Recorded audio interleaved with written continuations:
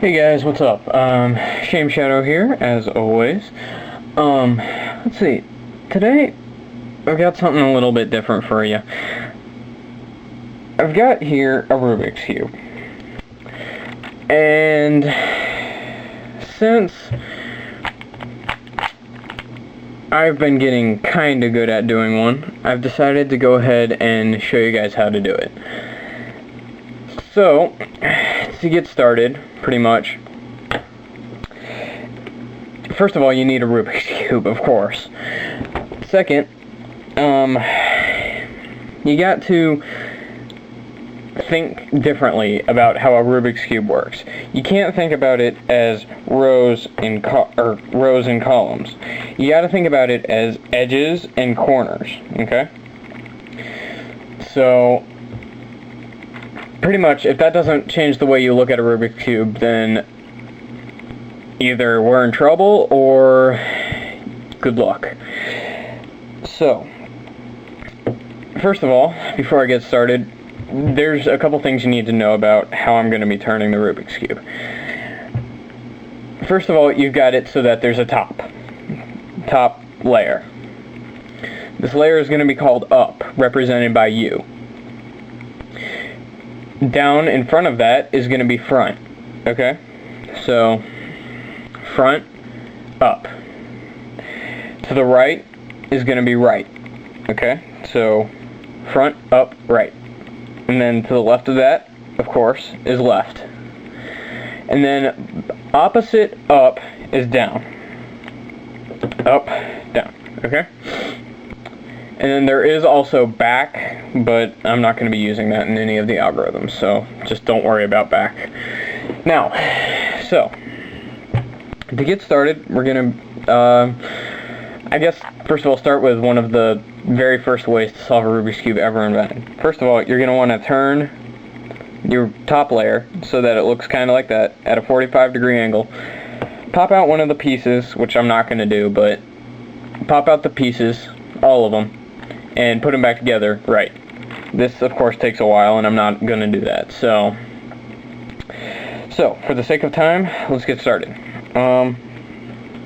Alright.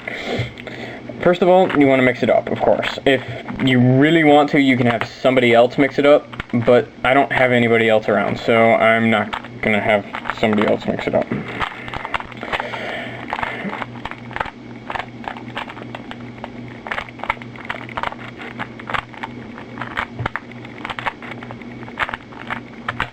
Okay, now that it's good and mixed up, mostly,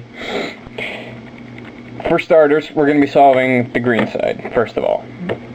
Pretty much you want to kind of try to take it side by side, which is the approach most people use, but they don't know exactly what they're doing. So, first of all, we've got to get the green cross, which is pretty much, you get it so that green, green, green, green, green, green, all the way across.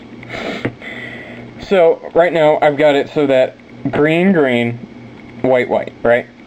So, you want to get the rest of the sides like this. So, for example, you'd want to get, well, I'd want to get red, green, green, red, red. So to do that, you line up the edges. Let's see, where's the, here we go. Line up the edge piece that, for this case, is green and red. So, what I'm going to want to do is swing this up, right, so that it aligns, so that green and red line up. But, with this piece, it's flipped. So, here comes your first algorithm. Pretty much, you want to hold it so that the side you want to flip it on is facing you, right, and then turn it to the left. So, in this case, from red, I'd go to yellow, being my front. So I've got green as my up and yellow as my front. So, what I want to do is I want to turn it like this.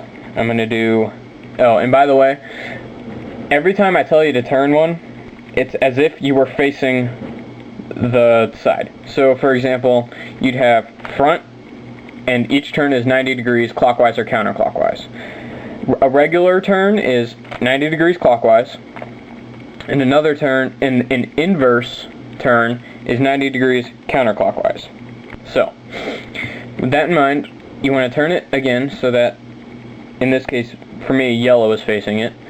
And you're going to want to do right inverse. So it turns towards you, right inverse, up, front inverse, up. And see, what that did is it flipped the edge piece, and it also kept my white and green edge piece the same. So now I've got green, green, red, red. Now, you want to do this with each edge piece. So, for me, I've gone ahead and lined up yellow, yellow, and all that. So, and then orange, orange, of course. So, now we've got the cross. The green cross. This is probably what you're going to be looking at on the opposite side too, so might as well get familiar with that now. Okay, so next what we want to do is get the corners. The corners you have to flip. Pretty much you have to, otherwise you can't get them right.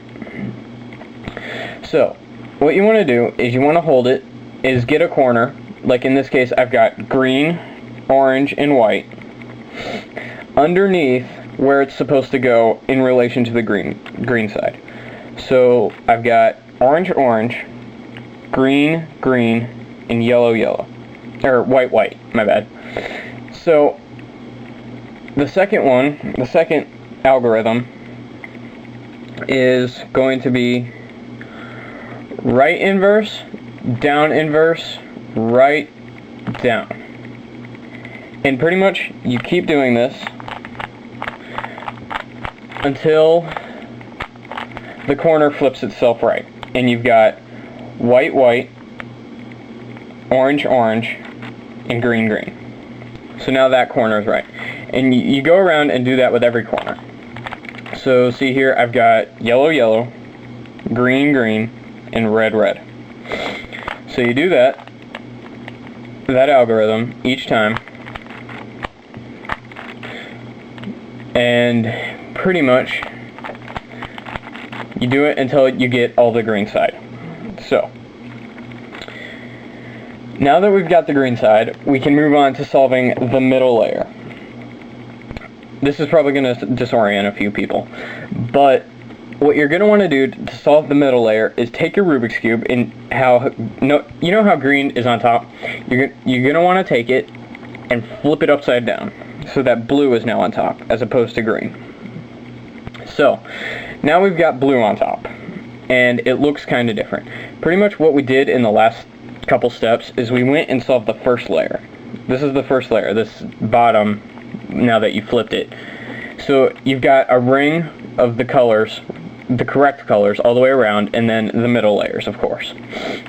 And please note that in the middle of these next algorithms, it's going to look like the green gets messed up, but it won't. Just go with the algorithm and green will solve itself again, so don't worry about it. Now, what we want to do next is solve the middle layer. So get a solid line all the way across for the middles. So to do that, you have to find an edge piece. In this case, I've got the red and the white edge piece. See how I've got the white and the red? Okay.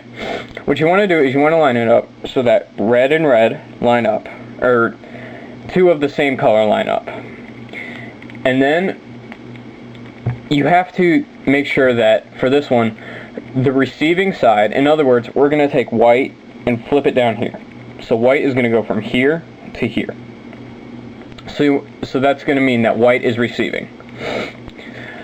What you want to do with this one, since we're going left as well, see, going from here to left,